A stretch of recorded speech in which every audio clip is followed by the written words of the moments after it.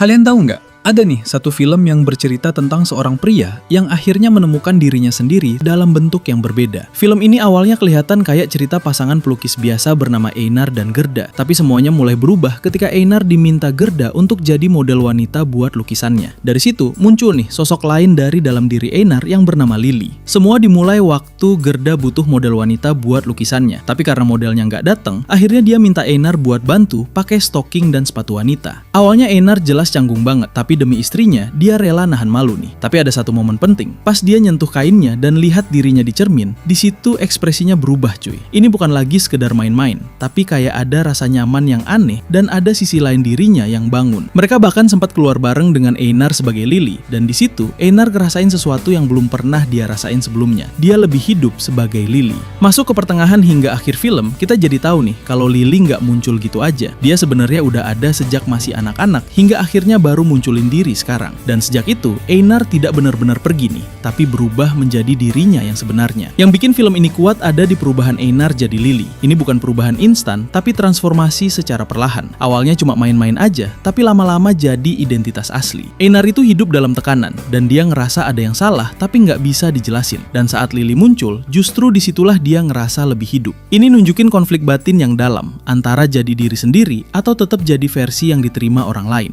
Karakter Gerda juga penting banget nih. Dia bukan cuma istri yang tersakiti, tapi juga orang pertama yang melihat Lily sekaligus orang yang paling kehilangan. Dan di sini filmnya jadi makin tragis karena ini bukan tentang ditinggal orang lain, tapi tentang orang yang kamu cinta berubah jadi orang yang berbeda.